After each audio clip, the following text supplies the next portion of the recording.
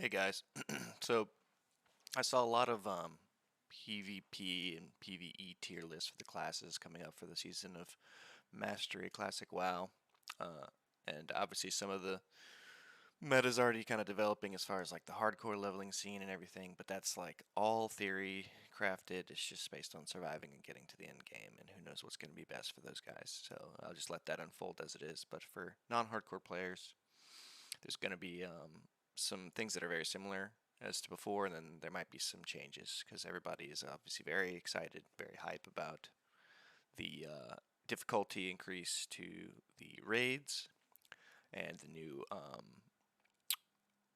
mechanics that they're including on these bosses, making range seem a little bit more valuable. So I wanted to go over two things. I'll start with PvP. I'll do a PvP class tier list and a PvE, and then the PvE one is going to be mostly theory crafting, because no one really knows, and that meta won't, unfold for maybe another month or two. But I'll try and use a lot of data from the original classic release to support what my thoughts are on it. So I guess let's just jump right into the PvP. I'd like to start by saying that I don't think there's any bad classes. Really, there's not. Every class has a very, very strong role. There might be a few S tiers, maybe a few S tiers. I'm not even sure. I would say that there's more than one or two.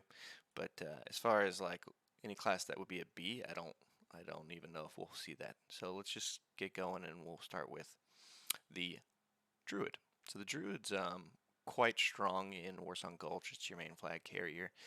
A free action and a bear, a druid are going to be absolutely integral to winning quick, fast honor farm, and then also for just casual players that like to have fun. The druid is a blast. It's extremely survivable, has good kiting capacity, and then can 1v1 with the best. Even in the dual tournament scenarios, druid was fairly competitive, where their main weakness was going to be occasionally like a gnome warrior or priest, shadow priest, warlocks, but they beat most of the other classes, and they beat any non-gnome warrior pretty much hands down. Like they were just tearing it up. So they're very, very good in 1v1 scenarios, and they have very few weaknesses that can actually be countered by use of professions. That being said, they are great for both Arathi Basin and Alteric Valley. The downside to them, I said this is the only negative that brings them down a notch, is that you really only want one of them in Arathi Basin. You can create pre-mades and stuff and have your 5-man groups with more than one. It's not a big deal. But if you're trying to like min-max and bring the best of the best classes, regardless of the player skill, then you only want one druid, really. And that's usually going to be either a like a flag sitter, or he goes into the middle with the team and throws hots everywhere and innervates someone like a priest who's going to need to pump a lot of healing to win that big clash at Blacksmith for Arathi Basin. In Alteric Valley, you're going to see tons of them. They're great. They throw heals everywhere. They actually probably maximize their healing in that place better than even raids. Just because there's so much damage going out all the time, everywhere. So they're phenomenal in Alteric Valley, and I would give them an overall A rating because they are going to be essential in most comps, and they're mandatory in Warsong Gulch. So yeah, druids are great. The other negative side of druids is if you're trying to be a major damage dealer, you're basically gonna be forced into being a cat, and cats aren't as good as rogues. So yeah. Next up, we have Hunter. Hunter is also a good hunter is probably one of the best PvP classes there is. It's not just their use in like battlegrounds, but the 1v1 capacity they have is phenomenal. If they get a jump on somebody, it's really hard for anyone to survive. Mages and warlocks are two powerhouses, and they both get shredded by hunters if the hunter gets a jump on them, or knows what they're doing and is managing them properly. Also, they can outkite a lot of classes. If a warrior doesn't have like a healer and some freedoms or faps or whatever from a paladin, then they can punish even the plate wearers, which is a big deal. And they scale really well into the end game, and they start really strong in the early game. The downside to hunters is that their damage output is not nearly as high in large scale as, say, a Mage, Warlock, or Warrior, right? So those pure DPS classes tend to outperform Hunters a little bit, but I would say bring as many as you can into Alteric Valley. They're just fucking killer in AV. Arathi Basin, you always need at least one, and I would say it's not a terrible idea to bring two. So you need one because they're going to scout the other team and where they're going and give you like a strategy in pre-mating for Arathi Basin, right? And in Warsong Gulch, they're known as really good defenders for the enemy flag carrier that's going to try and get into your base. So you can utilize them very well, and they're almost, I don't think you would want to go into either one without at least one hunter. Um, and for those that like are concerned about like, well, why does this guy think that and stuff? That's just been my experience, right? It's my opinion based off of having done a lot of pre-made PvPs, having ranked on 2 characters, having played 4 characters at least 100 hours, and 2 classes. I'm sorry, more than 2,000 hours at least in competitive battlegrounds and in open world. Right, I PvP as often as I can in open world as long as there's good population for it. But yeah, the hunter's crazy good. I would say 2 could be useful in Arathi Basin. Maybe not ideal, but if you can make it work, that'd be great. Because the one can be your backman that watches, like for Horde side, right? You would, or I mean, Alliance side, you would watch stables, and for Horde side, you'd watch farm. And he would flag cap or flag sit there. But if you had a second hunter, you send him probably to the middle or to gold mine, depending on if you like that matchup. Hunter versus whoever is going over there. But if he goes, if you send a second hunter to the middle of Arathi Basin, that could work fine because he could just pump on a mage or a healer, toss some mana drains, and create some serious chaos, and basically make sure that their squishier targets are having trouble staying in the fight, pushing them out or killing them altogether. So quite a strong class. Also, slowing in the middle is, or using that control trap to slow a target on a respawn on a graveyard so that your team can get the upper hand. Those are huge, and that's something only akin to really hunters and mages. At least they're the best for it. So they create very, very, very specific needs that all teams will probably want, but they're not like the best at everything. So I would still give them an A. Right? You're gonna notice this is gonna be a huge trend. Right? There's gonna be a lot of A classes. So let's go to Paladin. I'm gonna skip Mage for now. And I'll go over why, because I want to kind of hit the big 4 together: the Mage, Rogue, Warlock, Warrior for the DPS spots. So we'll just go Paladin, Priest, and Shaman now. These are obviously all major healing classes, but they also have hybrids and different builds. I actually played main to Paladin. I did 4 years in classic private servers. On a Paladin, and then I also played a Paladin in like expansions and stuff for about 14 years. So I had a lot of experience with this. I played a Priest for a year and a half and ranked to 10 on a Priest, and then I only ranked to 8 on a Resto Shaman. So that's the least of my experience, but I will get more going Horde side this time. The Paladin is probably neck and neck with the other healers. They all have a ton of power to them, and they all have their own significant benefits to bringing them, right? So as far as a Ret Paladin, right, the meme spec, Ret Paladins do decent damage, like in PvP. From a PvP standpoint, in raids they're doing damage, but in PvP they do some great damage. They're very tanky, just like a warrior. They have probably the tankiest class because of the bubble. There's no way to get rid of bubble in classic, and they can like front line and bait a lot of cooldowns, and then just bubble it, top off, go again, and then if they have lay on hands cooldown, then they basically have 3 lives, and that can really hurt a team. They waste a lot of resources and damage on Paladin. They have Reckoning Ret and Reckoning Holy, which are like spell bombs and attack power bombs, where they just basically have programmed Wind Furies, which is an extremely valuable tool. I would say it's better in battleground scenarios than Ret is, because there's no Crusader Strike yet, so you're not really getting that much burst out of your Ret spec. But they're great. They're just not nearly as great as a Rogue or a Warrior. They have 0 cleave capacity. They don't have unlimited resources because they're based on mana. And if you get a good purge on a Paladin or several purges, then they're stripped and unable to be in the front line as often as they'd like. So they're really easy to control. They have no defense against fear. There's no undead paladin, so they don't have really much at all to deal with priests and warlocks. And mana drains are dispellable, but if they start as a ret, they have low mana pool anyway. So if they're cleansing, they're basically going in. So yeah, very very weak class in PvP comparatively, but still great for casual play. Also, I would say that any pre-made could work with any comp as long as you're really, really good at communicating together, focusing targets, making calls, CCs, and also obviously have a bunch of engineers because that's going to be big. But Paladin could be replaced. It's a replaceable DPS class. The holy aspect of Paladin in PvP is a pretty significant powerhouse. I would say that in the early phase they're the weakest because they have the least amount of plate healing plus healing gear available to them, so they're not quite as tanky, and they don't have quite as much output, which is a weakness for Alliance in the early meta.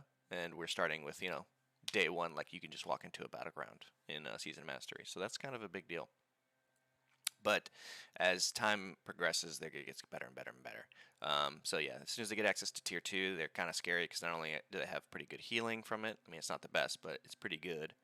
They have a lot of damage as well, so they can kill people in addition to keeping people topped. And Paladins are a must, period, just because they offer that concentration aura, which is significant for their casters that they get in groups with. They have Bop, which can save lives. Like even if it gets purged, you probably saved them from a warrior because they're going to get out using that Bop. They have freedoms for warriors, which is insane because they can, freedom into a FAP into a freedom. It gets so nasty, so freaking nasty. And yeah, warriors need uptime in order to be that wrecking ball. So they're a huge part of the meta, and by the end of the game in Tier 3, they're gods. I think I had a fully next geared warrior with some Grand Marshal gear on him too, who popped Recklessness and tried to kill me on my Holy Paladin in full Tier 3 and some like next healing gear, and I just flash-lighted through it. I'd even downranked at times. Like it's hilarious how tanky they are against plate. Casters are still scary for Holy Paladins. They got some pretty huge burst towards the end of the game. But if you're kiting or being careful, you usually can survive it pretty well. So it gives it that resilience feel almost. They're so tanky. So yeah, Paladins are great. They don't have the most output in the game, but they do have another strong piece of the toolkit, which is that they can spam Dispel for not terribly expensive amount of mana. So they can get rid of a lot of nasty debuffs, keep the damage off their targets, and then just do some small healing in order to top off their team. But they're not the best like large scale team fight healer.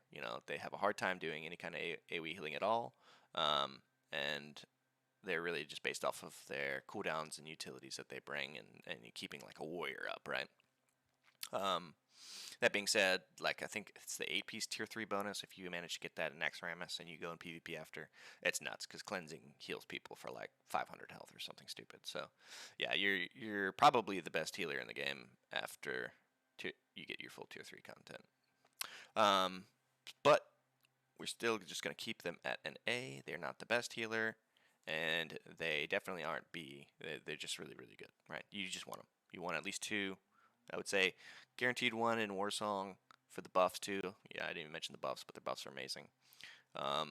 When asked about the design of the classes, Paladin versus Shaman, the developers said, Kings was meant to be an equivalent to Wind Fury for, melee, and it just also affects casters. And the irony was that they did like a data crunch later on, and Kings actually ended up being more throughput for their damage across like a period of time, right? Because Wind Fury's, proc based, so the proc doesn't happen enough to make it keep up with Kings. So yeah, it's actually superior, and that's nasty because melee and casters get it, and your healers. So it's just good all around.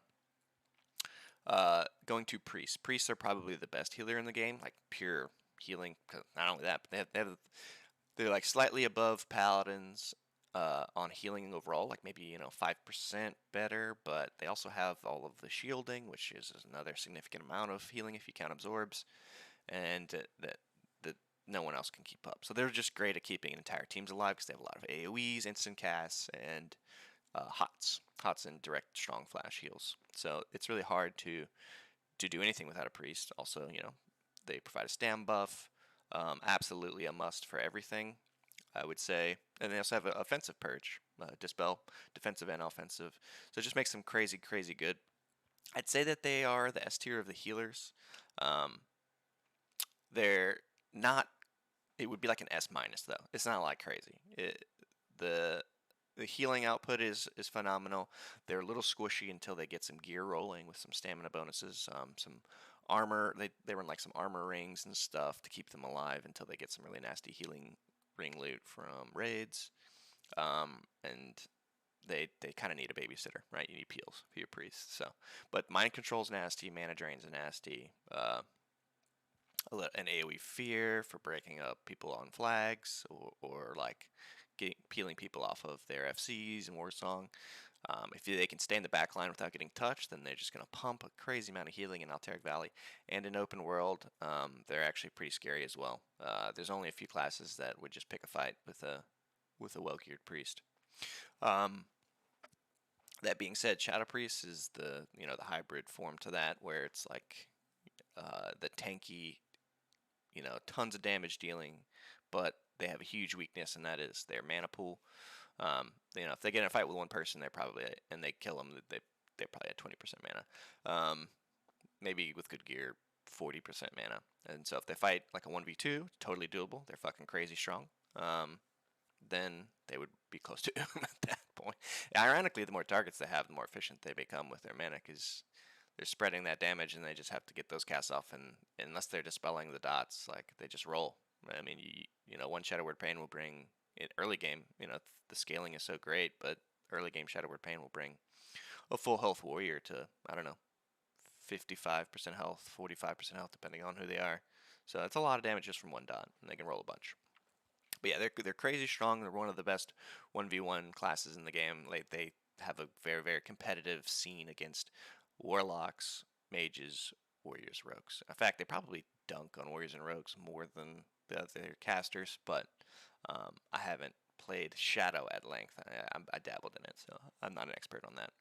It could be a very even match against the right warrior and the right rogue, I'm sure, because those are both also very, very strong classes.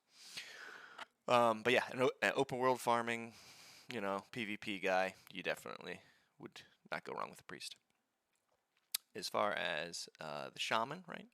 The shamans are probably the weirdest scaling healer. This Paladin's kind of weird too. Paladin starts very weak, gets kind of strong just because of the utility, but the healing isn't crazy good. And then the Paladin becomes a god at the end.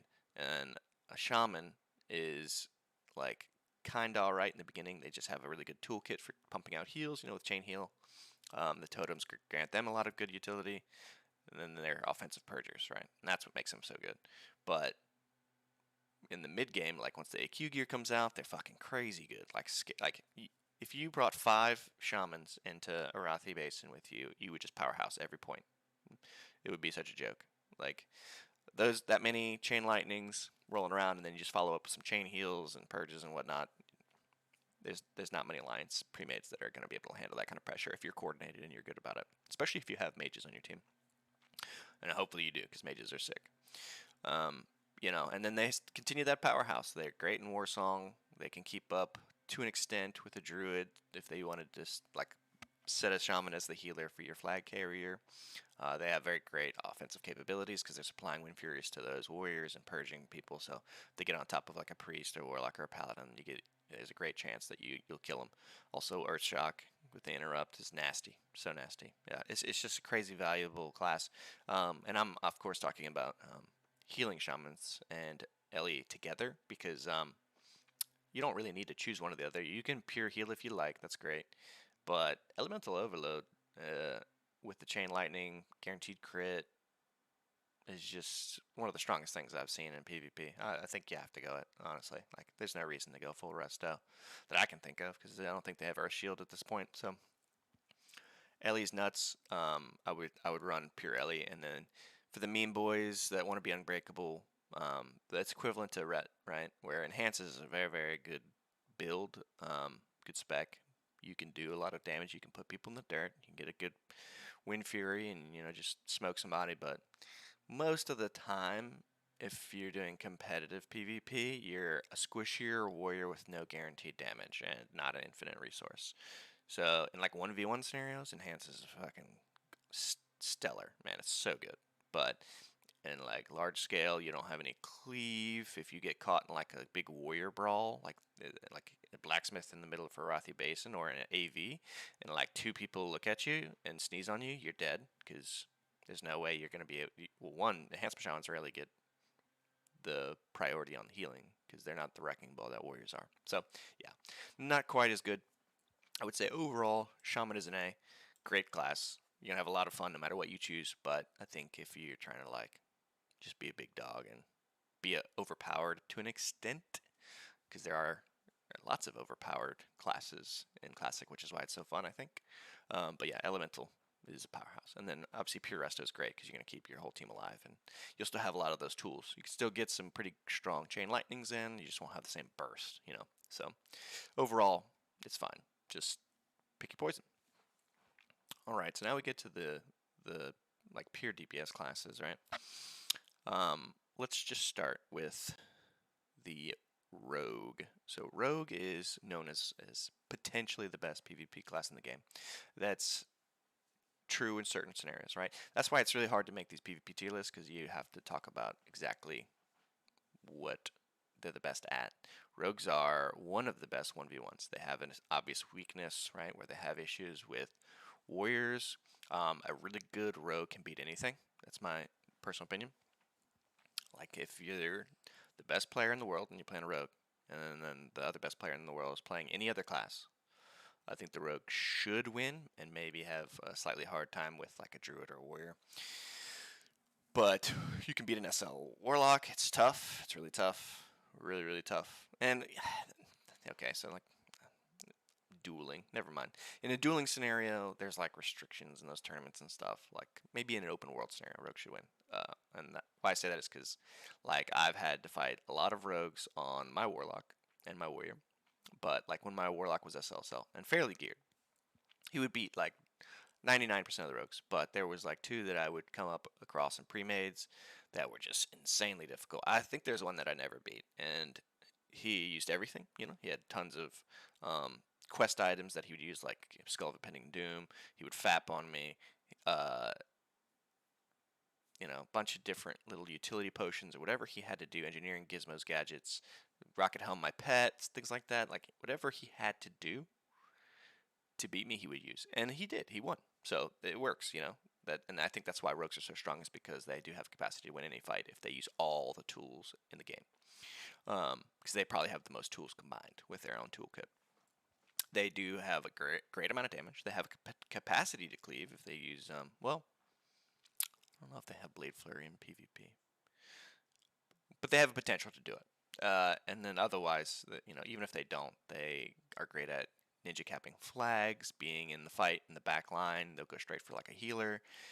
Applying those poisons is a huge deal. They lose out on potential in Alteric Valley for like large scale fights, but honestly, that doesn't matter, because if you have a smart team in Alteric Valley, you'll have just like a team of rogues and some druids, or maybe like one or two druids, not a whole lot of druids, but like 3 to 4 rogues, 2 druids, maybe like another rogue, and you go into the other side of the map on AV and you just fucking tear it up. You do some ninja capping.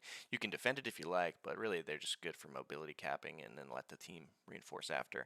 And then they can also back cap in a defensive manner, so that they're really good at both of those things. They do those like smaller fights within the AV meta. So, and then of course they pump on Drek and Van, right? If you need to do some boss damage, they're great at that too. So rogues are still phenomenal in AV, and then the one-on-one, they're an S tier easily. In Arathi Basin, I think you need at least 1 rogue. You probably don't need 2, but we've run 2 before and it worked out really well. They're both really skilled, and they understood like their assignments and stuff, and it makes it easier to like cap flags behind enemies. And then in Warsong, I think they're insane. They can supplement the druid, replace the druids sometimes. Really good for staying on top of targets, and they kill FCs, right? Or play defense if they need to. So they're all around good in the right hands. I would say I would give them an S tier, which is ironic because I don't think they're better than some of the other classes I'm about to put in A directly, but just given all the things that they are capable of and that they're so good in every single situation, you just probably got to put them in an S. They're not bad in any situation. So, let's go to Warlock. We'll do, the two baddies after. So Warlock is known as an S tier as well, and I would agree. In a lot of situations, the weird part is they're like a S minus in a way because of, well, you know what? I'll put them in like an A plus, guys. They could be S minus, they could be A plus. It's a little bit of wiggle room, and I played a lot of Warlock like extensively. The reason I say this is because they're so good at so many things, but they also have a lot of specs. People don't realize that you don't just have one PvP spec as a Warlock. There's, I think, 3, maybe 4. There's a SL spec where you're just very tanky, right? And that's like the best 1v1 spec. That's the best flag sitting spec. That's the best management spec, like large scale utility, just making sure that everybody's got like the right debuffs and stuff. And you can like frontline and Arathi Basin matches sometimes with it. It's not that tanky, but it is tanky. And so yeah, I mean, it's great for that, but it doesn't kill as much as the other specs. So then there's like SM, which is gives you like tons of range on all your abilities. Where like if you catch a warrior out in the open, he's fucked because one, you'll put a slow on him and you'll dot him up before he'll ever get into charge or intercept range, and you just keep guiding him. He'll be dead. So you could do that with Rogue too, really. You could give a Hunter a pretty hard time. It's really just hard to beat because it's got a lot of control as a spec, and then it's got good damage because it fishes for Nightfall procs or the instant cast Shadow Bolts.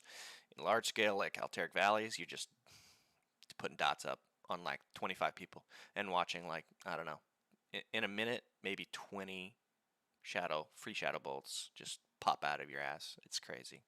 So quite a good spec as well. Yes, there are 4 specs. There's the Ultimate Burst spec, which I like a lot. I would say it's not my favorite, but it's quite good because it's a little squishy, just like the one that has a lot of control, the Shadow Mastery. It's Nightfall Conflag, right? So you have burst that you're going to get, and then you put corruptions up on multiple targets to fish for Nightfall proc. So you get instant Shadow Bolts, instant Fire Burst, overall just tons of damage. Probably the highest damage in the game. Let me think. It is definitely the highest damage game. Here's why. I've actually seen several pyro mages and like fire mages in large scale PvP and in competitive PvP doing pretty well, and they do a ton of damage, but they don't have infinite resources, which is mana. Warlocks do as long as they have a healer, so that's a bonus. You can just continuously pump damage without end. 2, like a Palm Pyro essentially is what, a 2 to 3 minute cooldown, I think. And has a significant amount of burst damage that it does, I would say, as high as 6,500 damage, like instantly, within a 1.5 to 2 second margin. A Warlock can do that same burst every 15 seconds, just the way the Shadowburn cooldown and the Conflag cooldown work. So they don't have to wait minutes, they just wait seconds. So they're significantly stronger in like pure burst damage. And that's one of the specs that is, just phenomenal. And then there's obviously Deep Conflag, where you're kind of a tank, not quite as tanky as SL. You get a lot of stamina, though, on your side. A lot of healing, a lot of utility, and then you have Deep Fire, which just makes your fire damage strong and have, like a stun and maybe a daze or something like that. So it's a little bit of extra management that is added onto the fire damage that you're going to be doing with that burst from Conflag. And that is one of my favorite specs, mainly because when you run the Nightfall proc builds, you get baited into like AoE or just multi-target dotting a lot, which may not be useful because in like competitive PvP, a lot of the time you want to kill someone and make sure they're dead. So it can be a little bit better at just like saying, all right, well, fuck this multi-dotting shit. I'm just gonna find my target. He's dead, and that does happen a lot. Most of the time, I would just kill a mage that got too aggressive on our team, because mages are really scary with their AoE and they can control whole teams with Frost Novas. Or a warrior that got, too ballsy and thought he was going to come in and like wreck a healer. I would just basically one-shot him. It takes 2.5 seconds to kill almost anyone in those builds. So really strong. Downside is the 1v1 capacity is lowered. You're not going to beat rogues very often with it if they're good. A warrior that gets on top of you, if you don't have like a death coil or something, you probably are dead. But for the most part, there's not anything that's terribly scary. Like as long as you have a potion of some sort, like a lip for fizz damage dealers, or if there's a caster that's not giving you respect, you'll probably put them in the dirt really quickly. It's really easy to beat. LE Shamans, most mages, because I would say that on average the skill cap for a mage is really high, and there are a lot of good players out there, but the majority of them, even in pre-mates, are quite underwhelming. Like it's probably the scariest class to go up against if it's in the hands of a good player, and then the most of them are just like decent. But yeah, that being said, warlocks are great in Warsong. They can defend well, based on the spec, right? They can sit mid, which is a big SL thing, right? They just bully people in the middle and like say, hey, this is my territory, stay out of it, kind of a thing.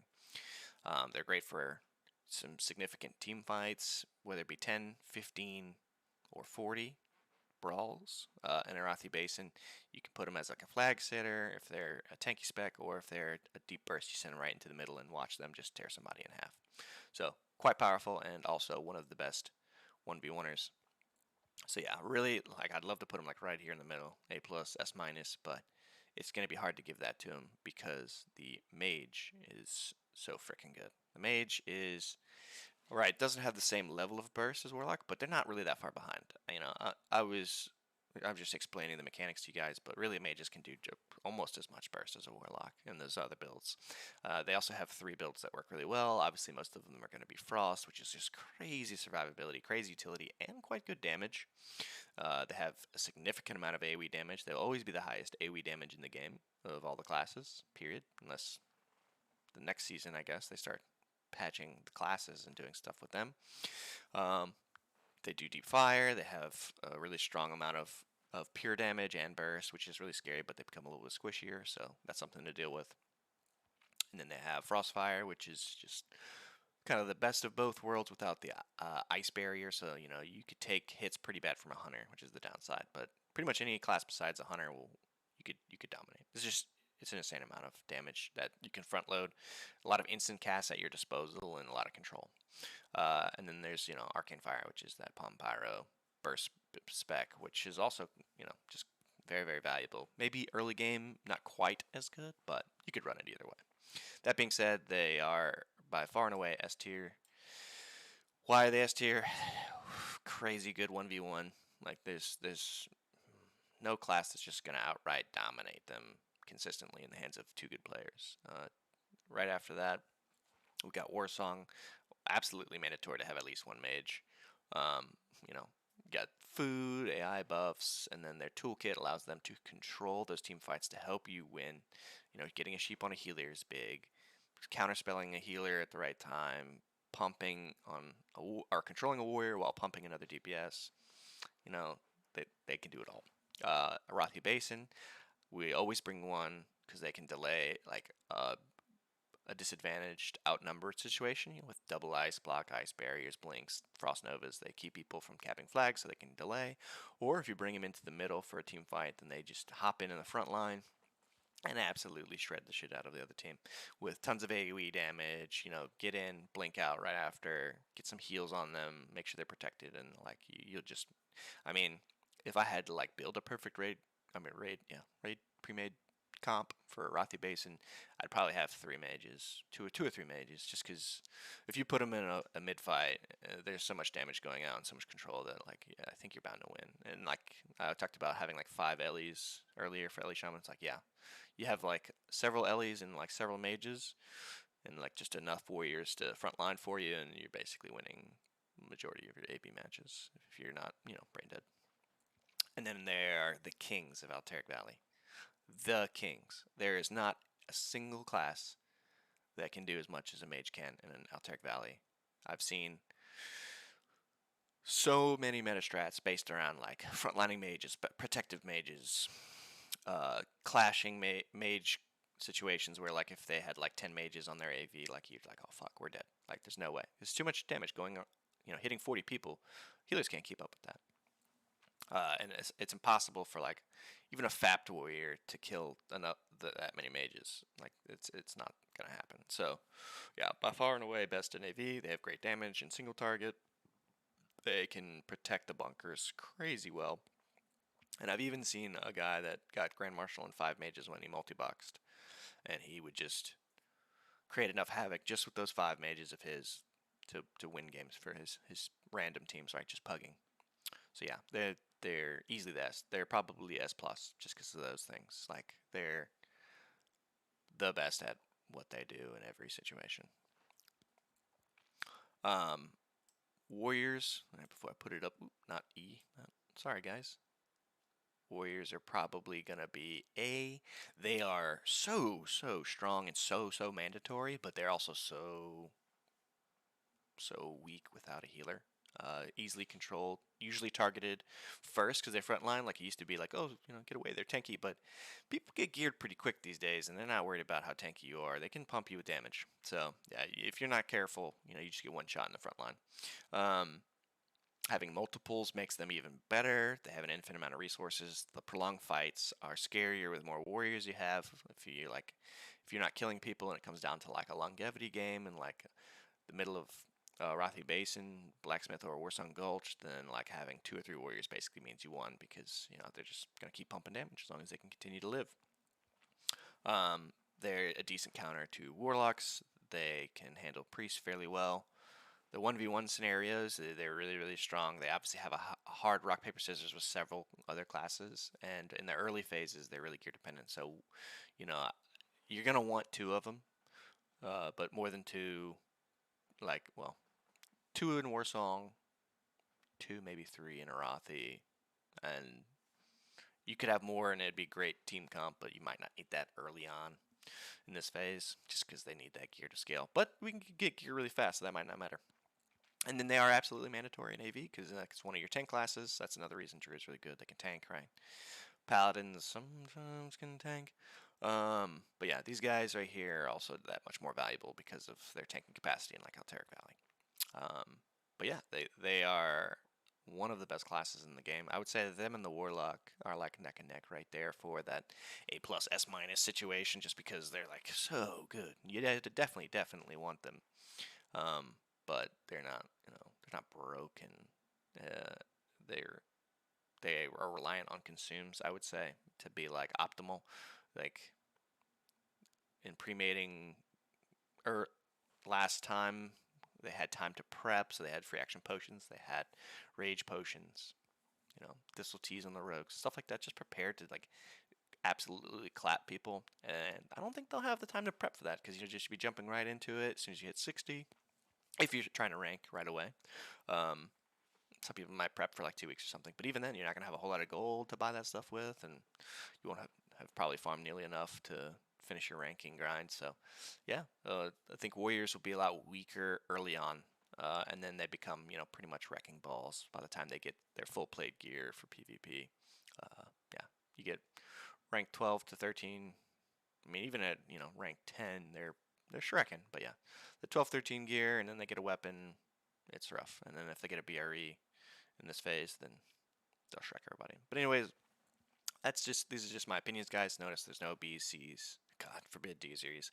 I could go into spec specific um, tiers as well, but I don't think it's really worth it. The Boomkin isn't really a PvP build per se. There is a balance hybrid PvP build. I think StormX runs it a lot, which is quite good, but it is not like, I wouldn't say it's an S tier or an A plus tier. It'd be like an A minus B plus tier for just like 1v1s, kiting, being like, a survivalist is kind of like how I think of it. It's got decent damage output and good in open world. But yeah, I don't think a single spec would hit C, D, or E.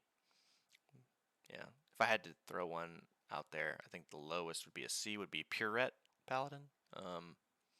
Just because you got some really strong bursts, you're gonna hit hard, but you can't do it on purpose enough. And there's actually like better offensive builds, like the Reckoning builds are better in my opinion. Even a Holy ret build with a two-hander is better because you can choose when to holy shock, pop your trinket, stuff like that, and then fish for like a steal a command with it for like a one-shot. So no matter what, I think the lowest tier is probably like a pure red paladin, and then they have tons of other good builds with them. So overall, they're an A, or be like a B plus, and then because holy is so strong, I'll put them in A. But yeah, and then they still have those utility spells that holy uses when they are trying to DPS. If they use them, you know, a good paladin will. Bad paladins, you know, shake your fingers. So yeah, that's what I've got for PvP tier list, guys. And I did want to go over my theory crafting for raid when I just reset this. This is going to be kind of wacky because I'm not doing class specs. So I guess I'm really just talking about DPS. That's the main conversation at hand. A lot of people have like interest in that competitive scene.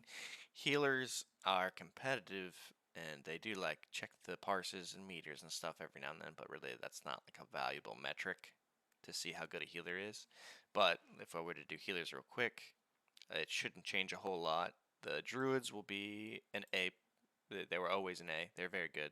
They got, you know, hit with the nerf bat essentially with the buff cap last time around, but so did priests, and priests are still like the best healer in the game. Very close behind are paladins and shamans. Priests being an S, sorry, and then paladins and shamans being an A. The talk about world buffs being gone makes me think about a couple things, right? Like which classes have trouble with long fights. So actually, priest. If you don't have an innervate, priest might struggle. So paladins might escalate to S. Shamans also have mana trouble early, but I don't think they move because they also just have such a great toolkit. It just keeps them there.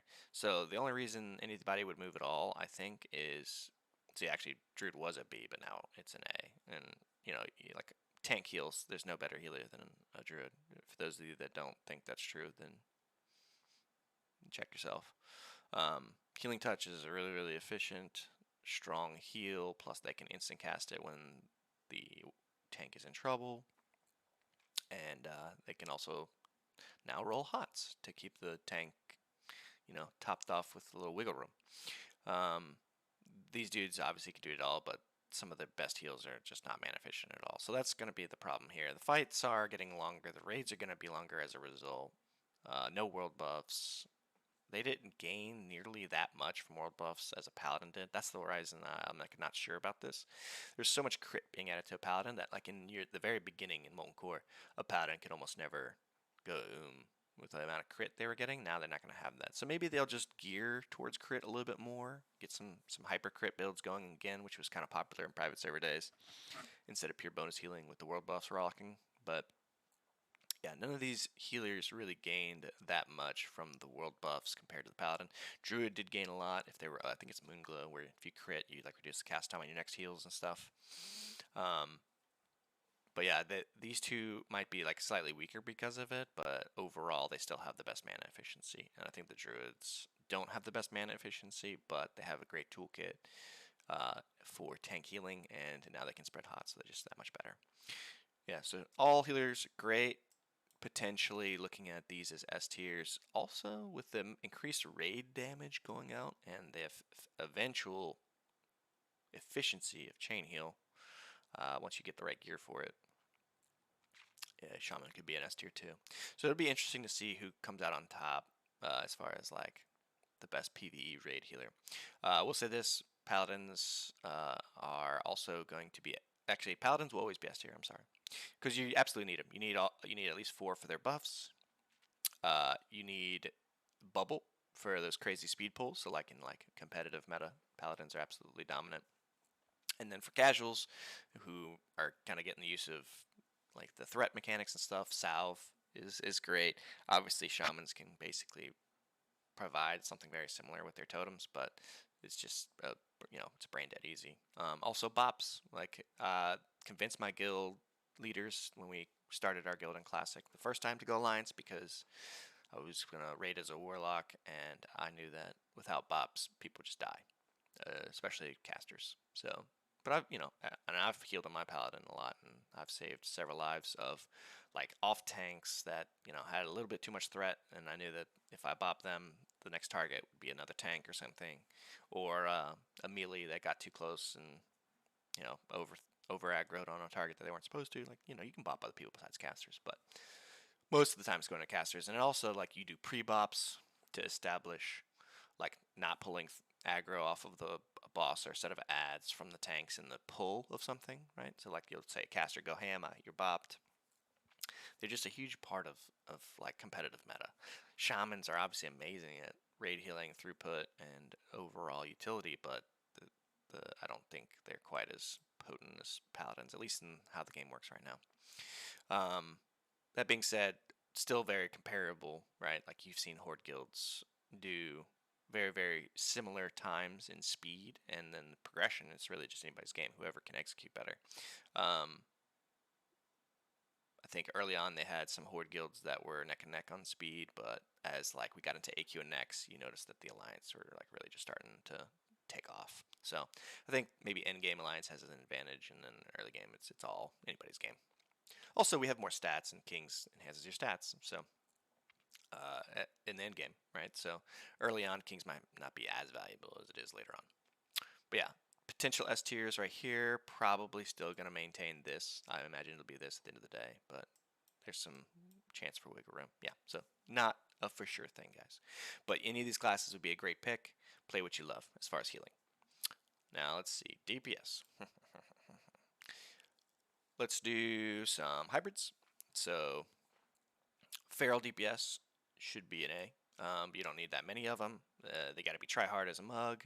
They scale really well early, but in the late game, they will probably fall off. And they're melee now, and melee seem to be getting some kind of tuning on mechanics that makes them not as valuable as they were before.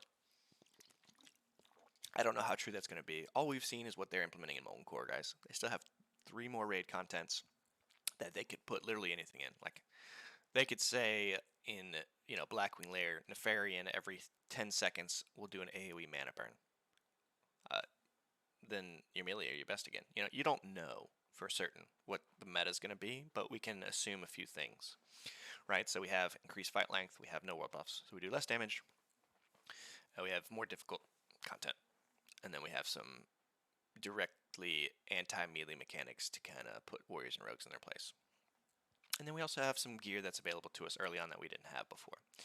So the druids won't change a whole lot.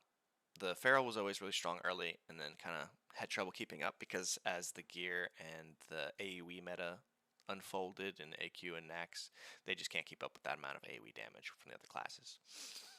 Still great as a hybrid. I give them an A in this phase, and then if you want to play them competitively, you can continue to do so. They'll be great. They can do some off-tanking. No biggie. They're just really farm intensive, and I think the overall damage is an A. So yeah, just from a damage standpoint, they're good. Hunters are a B. Always will be. Doesn't matter what the hunter tells you. Yes, there's some range mechanics that'll help them come into the fold better. They can use Hunter's Mark now, which is great because they had that debuff issue. So they're going to be doing more damage, I guess, relatively to the other classes increases.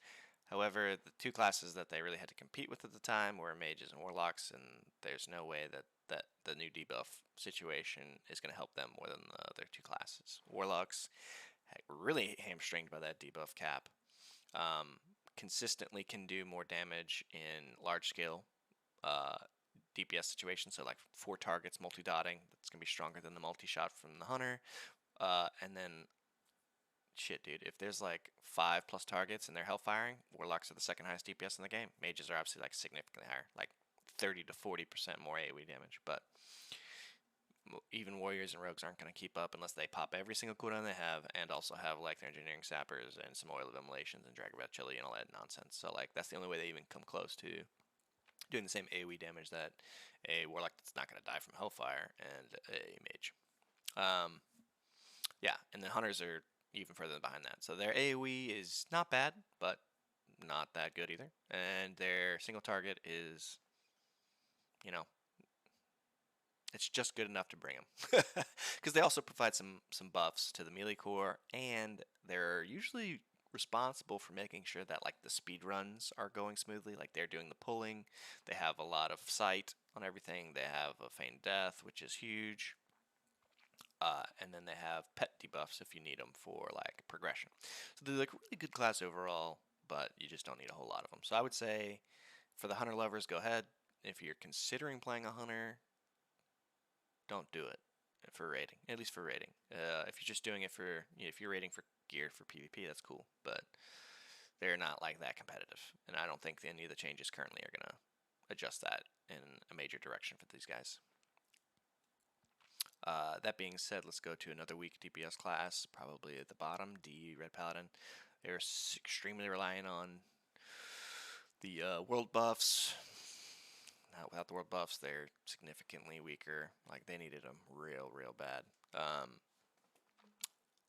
And as far as melee, they still weren't even coming close to the other melee DPS. Like, I think warriors were tripling the best Red Paladin in the world's damage, like, consistently with hundreds of warriors. So yeah, they have mana issues. Yeah, there's so many things wrong.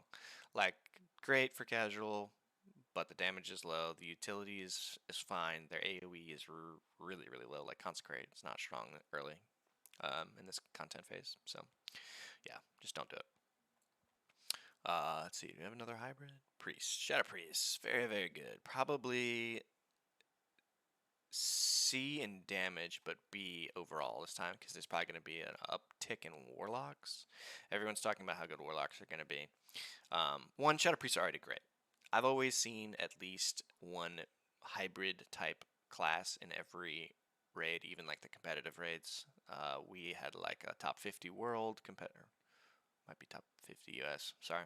Anyways, we were trying to be a competitive guild. We had some really good clear times. I mean, like 5 minutes off of some of the best times there is. And we had a Boomkin, right?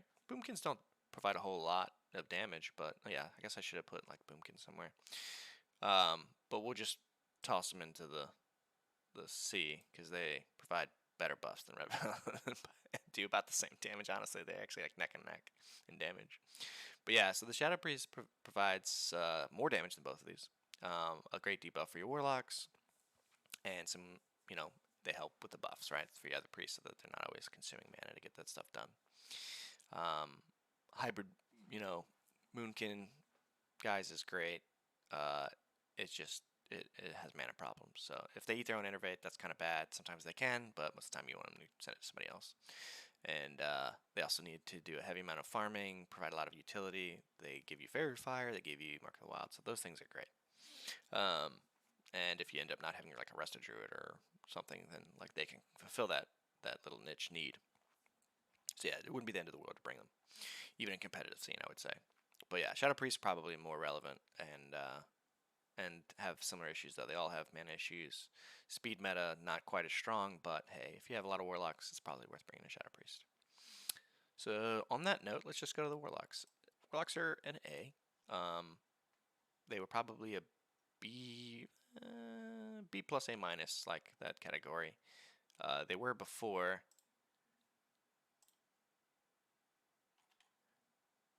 And they probably will continue to stay there. Everyone's getting really excited. They were crafting that Warlocks are like the new meta. I think people just like have like a root for the underdog or the Warlock in general. Problem is that even though these debuff slots open up, the fights are longer, right? Warlocks always had great damage, assuming two scenarios. One, that the fight was going to take either one, a really long time and was multi-target, right? If that's the case, they can do some like proc fishing, get some instant shadow bolts, or do some hellfire if there's not any kind of abusive mechanics of the ads nearby. Like, and I'm talking like 5 to 8 targets. That's where the Warlock will outperform a Warrior or a Rogue, unless they're all together. Then it becomes kind of complicated. So like if they have like spread targeting and they can dot everything, then they're going to outperform those melee and mages even. But in single target situations, they need short fights. They'll never hold a candle to the burst cooldowns of a warrior or rogue, or even a mage most of the time. And they need that crit buff. That ISB uptime is such a big deal. People don't realize it, but it is so massive. And if you just start increasing the amount of warlocks and have less crit on them, then basically you're not going to have a whole lot of ISB uptime at all. Probably be like, I don't know, 8%. It'd be horrible. So I think they'll get either slightly weaker or stay about the same. I don't think they'll get stronger, guys, unless they just tune all of the mechanics in all the raids to be like, hey, you have to separate every ad to like far corners of the freaking areas and kill them one at a time. Because in that case, you know, it doesn't do you any good to just kill one at a time as a warlock. You're not optimizing your damage. You're multi-dotting and then casting on the targets that need to die first. So yeah, probably staying the same. But like I said, this is my opinion, and also subject to change based on how they tune all the raids. DPS Shamans, put them right here for enhance. I should talk about them more, but I honestly don't have a whole lot of experience. I've just seen what they do in the logs.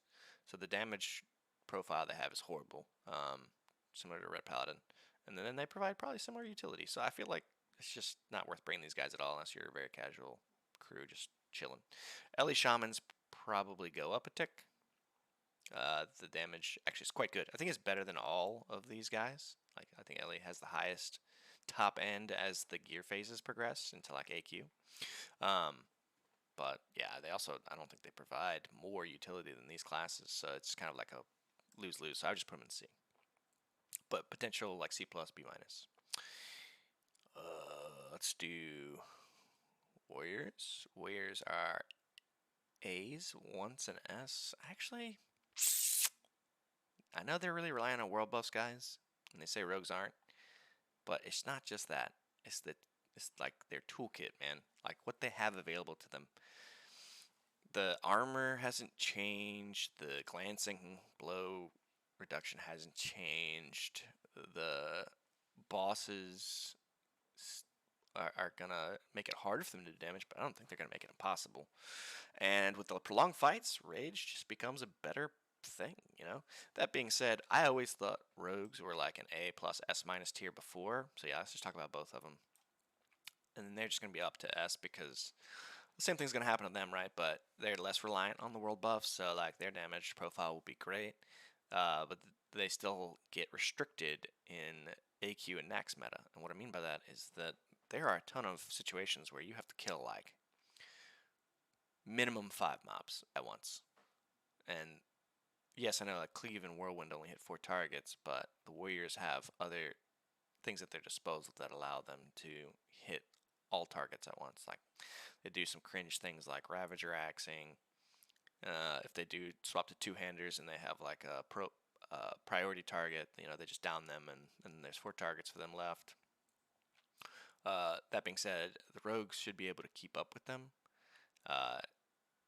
It just depends. Like how strong is Rage gonna be without the world buffs? If they have a plethora of Rage still in certain scenarios, or they have good cooldown management, I think the Warriors will maintain S, and the Rogues will just be slightly ahead of them. So it'd be like an S and an S plus, right? So I do think Rogues probably edge out over them early on, but I don't know how much better they're going to be, if at all, as we progress. Also, you need tanky people that won't die. So these guys are going to evade out, or vanish out, or cast evasion and hope they get lucky, which I've seen a few guys do. And they also provide those really nice utility stuns on targets that can be stunned in raids, so they're always going to be just fucking great overall, but they also might be the best damage dealer moving forward. Potentially. Warriors, I think, are currently the best damage dealers, but may have a harder time now. Mages in the right hands should be S as well. These guys are uncontested in proper AoE damage. They have really good single target. They are going to get hit pretty hard with the world buff nerfs, but every class is, besides like somewhat rogue. I mean, obviously rogue damage goes up a lot, but they don't need it per se as badly as these guys do for like those crazy parses you used to see. Also, with the longer fights, that these two classes will have some mana issues. So like in single target boss scenarios, these guys might have a little bit of trouble. Like, yes, everyone says you can life tap as a warlock, but that's the thing, you don't want to tap. As soon as you tap, you're losing to these guys, right? One tap means these guys are catching up in damage. And mages maybe. Because really, mages don't have any mana issues unless they go a really, really greedy spec. There's a lot of different builds they can go, and some of them are more mana intensive. But yeah, these guys don't usually have to like burn and evocate and stuff on a lot of the molten core fights. So Everybody that's saying like these long fights are gonna be bad for mages, I don't agree with it. It'll be worse for the warlocks, honestly. But yeah, either way, long fights can maybe be troublesome for these two guys, and then these guys start to edge out even more. So, but overall, like early content, there's not that much cleaving in Molten Core.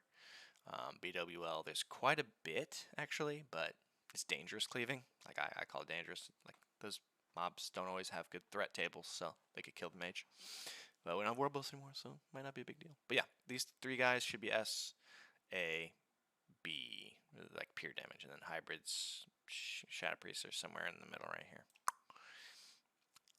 But yeah, guys, like you play any of these classes, you're gonna be really competitive. Like I could see at this current stage of how they're developing everything, if you play a rogue, a warrior, or a mage, I think if you're cloning yourself, you'll have very similar parses slash performances, and you could beat everybody else in your guild.